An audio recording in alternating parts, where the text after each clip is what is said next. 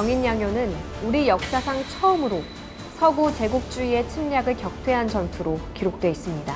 프랑스 함대가 군함 7척에 병력 1000명을 싣고 강화도를 침략했습니다. 강화도에 진을 치고 지나가다가 눈에 보이는 조선인들을 얕잡아보고 모욕을 주고 얼마나 우습게 봤던지 그냥 대충 겁이나 주고 무력 시위를 하는 조선군이 벌벌 떨면서 항복할 거라고 생각했거든요.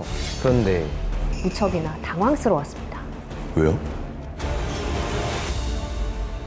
안녕하세요. 스토리텔러 병장 이태용입니다. 그날 군대 이야기에 오신 것을 환영합니다.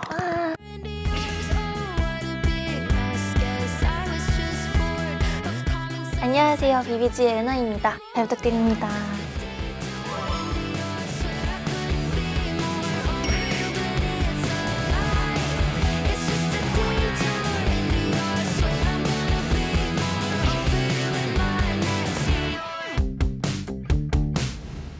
안녕하세요. 스토리텔러 이혜성입니다. 그날 군대 이야기에 오신 것을 환영합니다.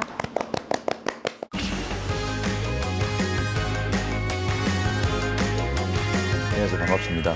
배우 김대곤입니다. 반갑습니다.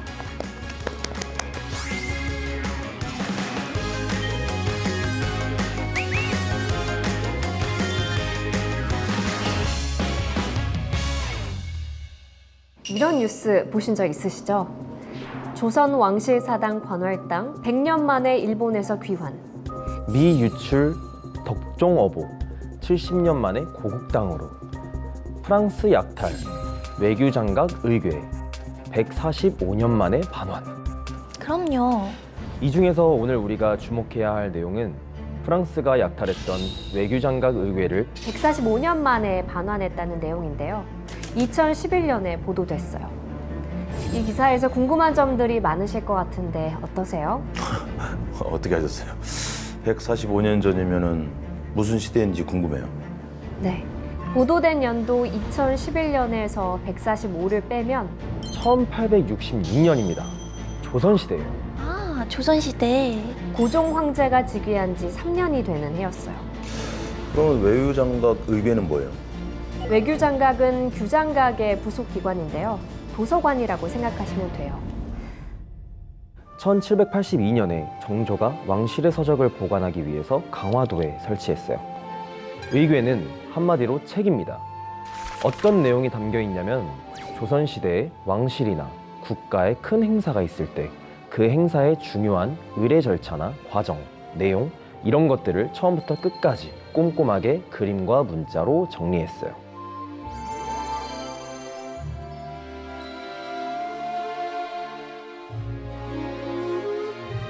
아, 그러니까 강화도 도서관에 있는 조선시대 왕실의 중요한 행사 내용을 기록한 책이라는 거죠? 맞습니다. 프랑스는 1866년에 강화도에 침입해서 우리 왕실의 도서들을 약탈했는데요. 무려 300권이 넘었습니다. 그렇게 많이요? 1866년 병인년. 강화도에서는 대체 무슨 일이 벌어졌을까요? 지금부터 그날의 이야기를 들려드릴게요.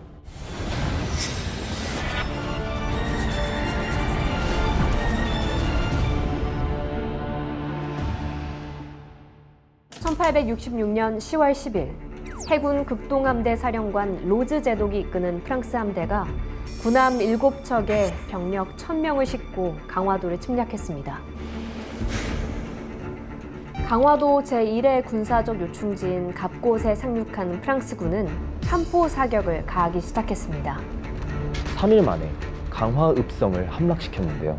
이때 은괴 수십 상자와 무기 같은 전리품을 챙겼어요. 남의 나라에 침입해서 도둑질을 하고. 10월 16일에는 강화 유수부를 점령했습니다. 강화 행궁 안에 있던 외교 장각을 발견하곤 수백 권의 의궤를 포함해서 귀해 보이는 물건들은 모두 챙겼습니다.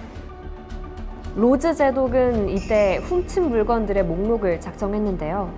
의궤를 뜻하는 가철된 큰 책 300권을 비롯해서 한중일 지도 하나, 천체도 하나, 족자, 옥체, 갑옷과 투구까지 모두 359점에 달했습니다. 설마 도둑질을 하려고 저 많은 병력을 이끌고 쳐들어온 거예요? 프랑스군이 침략의 명분으로 내세운 건 천주교 박해 사건이었습니다. 홍선대원군은 조선에 있던 프랑스 신부 12명 중에 9명을 참수형에 처했는데요. 이때 천주교 신도 8,000명도 함께 처형했습니다. 엄청난 사건이 있었구나. 아마 들어보신 적 있을 거예요. 이 사건이 바로 병인 박해입니다. 병인 사옥이라고 부르기도 하고요. 동아시아 사회가 서구 열강의 침입으로 크게 변화되는 것은 19세기 중반이었습니다. 특히 청나라를 침입했던 영국 함대에 의해서 동아시아 질서가 크게 변화됩니다. 이게 아편 전쟁이라는 것이고 2차 아편 전쟁은 험진이라고 하는 북경의 입구에 영국과 프랑스의 군대가 점령을 하게 됩니다. 북경 조약이라고 하는 것을 맺고 청을 완전히 개방을 시키게 됩니다. 그 여파가 자연스럽게 조선으로 이어졌고 조선에서는 아편 전쟁으로 인한 큰 위기의식을 가지게 됩니다. 다른 나라들은 주로 산동반도나 주요 개항지를 얻지만 러시아는 그 개항지를 얻지 못합니다. 이때 조선 조정에서는 러시아에 대한 대응으로서 영국과 프랑스 이런 서구 열강들과 오히려 조약을 맺거나 협력 관계를 맺어야 된다라는 주장이 등장합니다. 프랑스 군대, 영국 군대가 청나라에 주둔하고 있으니 이 세력들을 활용해서 러시아의 침입을 막자라고 하는 거였고 이때 그 가교 역할을 천주교 주교가 하면 효과적입니다라는 제안이었습니다. 그런데 문제는 천주교 주교가 프랑스의 선교 단체와 아주 긴밀하게 연결되어 있다는 것을 인지를 합니다. 홍선대원군 같은 경우에는 전통사회의 어떤 제사나 유교 질서를 저해할 수 있는 요소들이 천주교에는 있었기 때문에 선교 활동에 대해서는 금지를 하고 있는 입장이었습니다. 그것 때문에 우리가 잘 아는 병인 박해가 일어나게 되는 겁니다. 대학살의 현장에서 가까스로 살아남은 3명의 프랑스 신부 중에 리델 신부가 가까스로 탈출해서 프랑스 해군 극동함대 사령관 로즈 제독에게 이 사실을 알렸습니다. 그래서 프랑스군이 함대를 이끌고 쳐들어온 거군요. 복수를 하려고. 겉으로는 프랑스 신부 9명을 죽였으니 조선인 9,000명을 죽이겠다고 떠벌리기도 하고 책임자를 엄벌에 처하라고 했지만 속내는 좀 달랐습니다. 통상조약을 작성하고 문호를 개방하라고 압박했어요. 2차 아편 전쟁을 일으킬 때는 영국도 프랑스 함대의 연합을 제안을 합니다. 이것을 받아들여서 그 당시 프랑스 함대가 함께 전진에 들어오게 되는 겁니다. 프랑스 입장에서는 영국이 중국이라고 하는 큰 나라의 다양한 이점을 얻는 것을 보고 산동반도의 묘충지를 차지를 합니다. 그리고 이 요충지에서 바라봤을 때 조선이라고 하는 국가는 아주 먼저 개항을 시키면 다른 나라와 경쟁을 안 하고 압도적으로 이익을 얻을 수 있다라고 생각을 했던 겁니다. 프랑스군은 강화도에 진을 치고 지나가다가 눈에 보이는 조선인들을 얕잡아 보고 모욕을 주고 심지어는 방화까지 일삼았습니다. 조선을 너무 우습게 본 거 아니에요? 저런 짓을 해도 저지할 사람이 없다고 생각하는 건가? 더 이상 보고만 있을 수 없었던 양원수 장군은 계책을 세웠습니다. 양은수라고 하는 인물은 일찍부터 이제 서구 문물의 개방을 통해서 어떤 조선이라고 하는 사회 질서가 굳건하게 갖추어져야 되고 이런 사회 질서를 유지하기 위해서는 무엇보다도 강력한 군대, 즉 부국 강병이 필요하다라고 하는 인식을 가졌습니다. 그래서 실질적으로 그 프랑스 군대가 강화도를 점령하는 사태가 벌어졌을 때 홍성대원군은 순무영이라고 하는 방어를 위한 군대를 따로 설치를 합니다. 문무를 겸비했던 인물을 천총이라고 하는 벼슬을 줍니다. 그래서 수무천총이라고 해서 실질적으로 야전사령관에 해당되는 직책을 맡깁니다.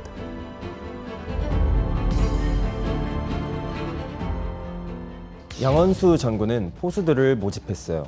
산 짐승을 사냥하던 포수들은 사격술과 전투력이 아주 뛰어났거든요. 정규군의 삼포수까지 거느린 양원수 장군은 프랑스군 몰래 바다를 건너 무사히 강화도에 도착했습니다. 사실 조선군은 프랑스군보다 병력도 적었고 무기의 위력도 좋지 않았거든요. 그래서 양원수 장군이 선택한 전술은 매복이었어요. 정규군의 포수까지 거느린 양원수 장군은 천혜의 요새인 정족산성으로 들어가 일전을 준비했습니다.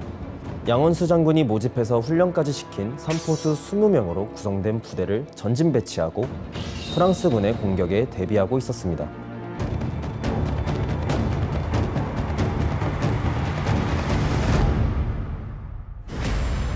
조선군이 강화 해협을 건너서 정족산성에 있다는 보고를 받은 로즈 제독은 정족산성을 공격하라고 명했습니다.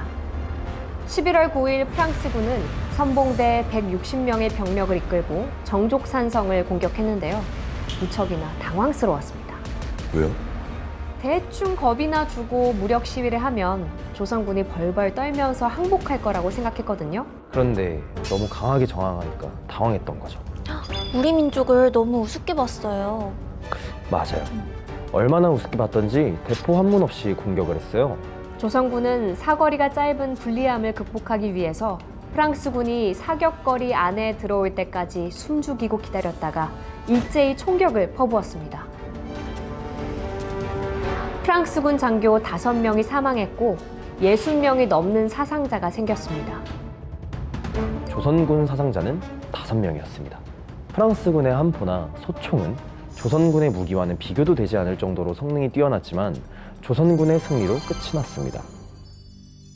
양원수라고 하는 인물을 아주 중요하게 생각해야 됩니다. 강화도 섬은 크게 남북으로 나뉩니다. 실제 주 병력이 들어가 있는 강화부를 대응하기 위해서 병력이 거의 없던 정족산성으로 들어가자라고 하는 아이디어를 내는 겁니다. 더 중요한 것은 군대의 구성입니다. 실제 양원수가 지휘했던 부대는 전체 600명밖에 안 됩니다. 그런데 절대 다수라고 할 수 있는 400여 명을 포수로 구성을 합니다. 그래서 그 당시에 프랑스 군대의 총기에 비해서는 열악하지만 그래도 화약 무기로 대응할 수 있는 포수 중심으로 구성을 한 점이 아주 뛰어난 전략이라고 생각됩니다.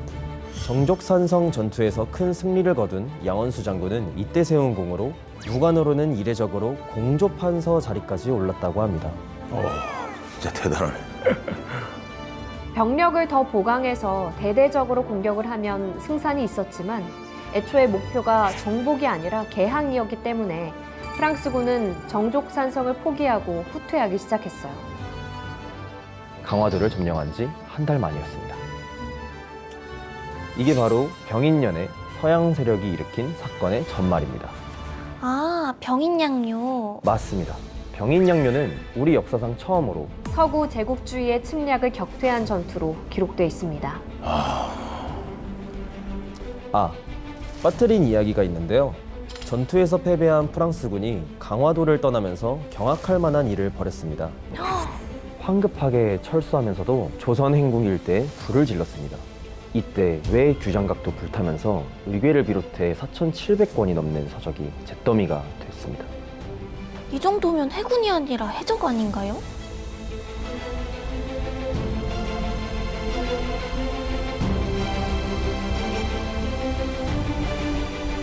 더 안타까운 건 소실물 가운데 세상 어디에서도 찾을 수 없는 유일본 수백 점도 포함돼 있었다는 사실입니다. 아, 진짜 너무하네 정말.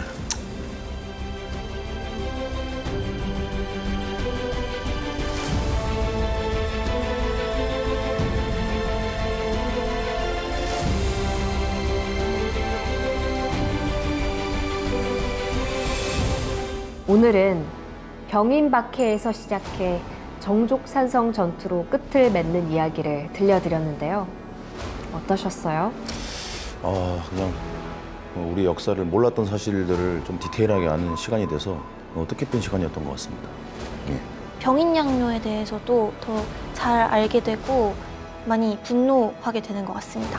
당시 한양에서 가까웠던 강화도는 병인양요 이후에도 신미양요를 비롯해 많은 외침이 있었던 곳인데요. 병인양요를 통해 얻었던 교훈을 바탕으로 대비를 잘했더라면 훗날 외세에 의해 주권을 빼앗기는 일이 없지 않았을까요? 지피지기 백전불태라는 말을 다시 한번 생각해 봤으면 합니다.